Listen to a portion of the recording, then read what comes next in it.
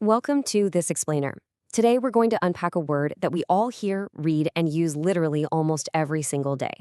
That word is rights. We talk about our right to vote, our right to free speech, maybe even our right to a clean environment.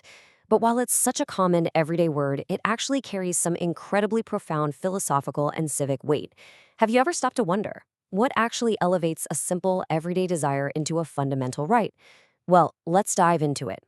To really grasp the gravity of this concept, we have to look back at history. Because you see, this isn't just some abstract theory, it is powerful historical reality. When we look at historic civil rights marches, where people were out there demanding voting rights and an end to segregation, it becomes crystal clear that rights aren't just handed out freely on a silver platter. They are fiercely fought for. They have literally changed the course of history, forcing entire societies to finally recognize the dignity of oppressed and excluded groups. The whole idea of universal human rights has been the ultimate game changer, giving people the tools to challenge unequal laws and demand a better, fairer world. So here is our roadmap for the explainer today.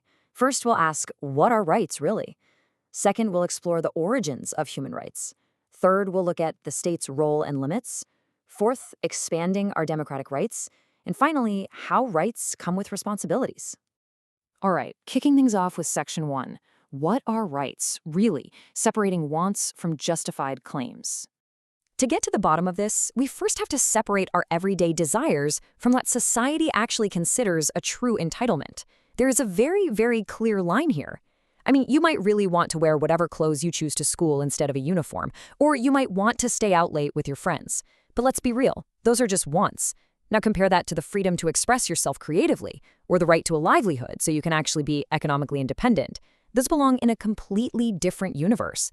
They aren't just things we'd like to have, they are vital conditions that actually allow us to lead a life of respect. So it basically boils down to this core definition.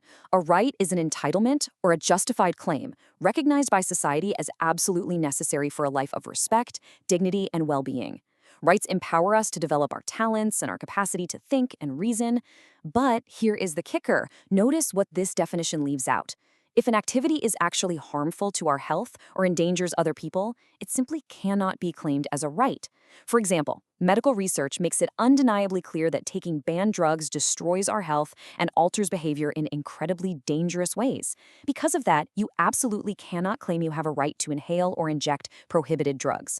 A true right, by its very nature, has to support well-being. Which brings us nicely to Section 2, the origins of human rights, moving from natural law to human dignity. So where do these justified claims actually come from? Let's trace how our understanding has evolved over the years. If we rewind to the 17th century, political theorists were arguing for what they called natural rights. The idea back then was that rights to life, liberty, and property were essentially gifted to us by God or by nature, which meant no king or ruler could ever take them away. But, as society evolved, relying purely on natural law started to feel a bit less universally acceptable. So moving into the 18th century, thinkers like Immanuel Kant shifted the focus over to the moral concept of human dignity. And that shift was huge.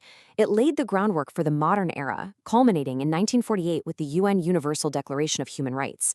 That document operates on the massive assumption that all persons are entitled to a minimally good life simply because they are human.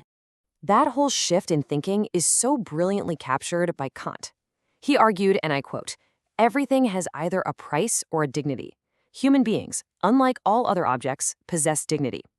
It's such a deeply humanistic, powerful argument. What he's saying is that human beings are intrinsically valuable. We should literally never be treated just as a means to an end. Think about it. You don't respect a person because they're useful to you, like you would a pen or a car. You respect them because they possess inherent dignity, totally regardless of whether they are uneducated, poor, or completely powerless. Moving right along to Section 3, the state's role and limits, focusing on enforcing and protecting freedom. Now, moral claims to dignity are great, but they usually require some serious legal muscle, like a Bill of Rights or fundamental rights in a constitution, to actually mean anything. And that places a dual obligation on the government. First, there are things the state absolutely must do. If you claim a right to education, the state has to step up and provide it. If we as a society value a healthy life, the state must actively pursue a clean environment. But on the flip side, equally important, are the things the state must not do. My right to liberty means the state cannot just arbitrarily arrest me. The police have to produce a warrant, they have to defend their actions in front of a judge. At the end of the day, the state exists for the sake of the individual, not the other way around. Next up is Section 4, expanding our democratic rights and taking a look at the growing list of entitlements. You see, the list of what we consider a right isn't just frozen in time. It grows. As societies face new threats and as historically excluded groups challenge inequalities, our interpretation of rights constantly expands. We've got our foundational political rights, of course, voting, fair trials, free speech. But here's the catch. Political rights mean absolutely nothing to a person who is living on the street just struggling to find their next meal. That's exactly why societies have expanded to recognize economic rights, things like a minimum wage, housing, or rural employment guarantee schemes, like the ones introduced in India.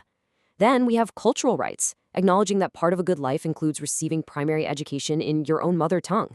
And finally, emerging rights. As we face massive new global challenges, we are now generating demands for rights to a clean natural environment and sustainable development. It's constantly evolving. And that brings us to our fifth and final section. Rights come with responsibilities, also known as the two-way street. This is the twist in our explainer today. We spend so much of our time demanding our rights, but freedom is essentially a two-way street. So here's the big question. What do our rights actually cost? Because rights don't just place obligations on the government. No, they place heavy obligations upon every single one of us. If we want to enjoy our freedoms, we have to pay the price of civic duty.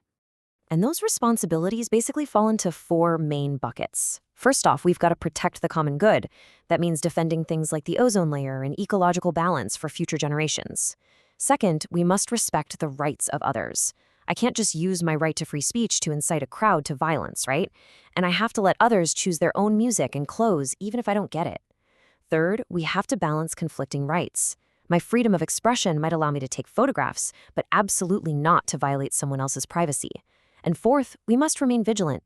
We have to constantly keep an eye on how governments might be trying to restrict our freedoms. Which leaves us with this final, somewhat provocative thought to chew on.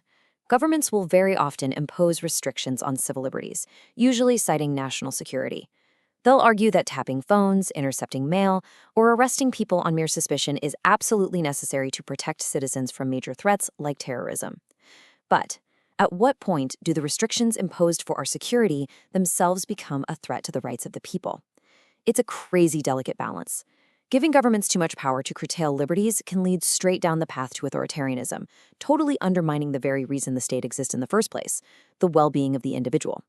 Rights are never absolute, sure, but because our civil liberties are so fragile, our vigilance absolutely must be.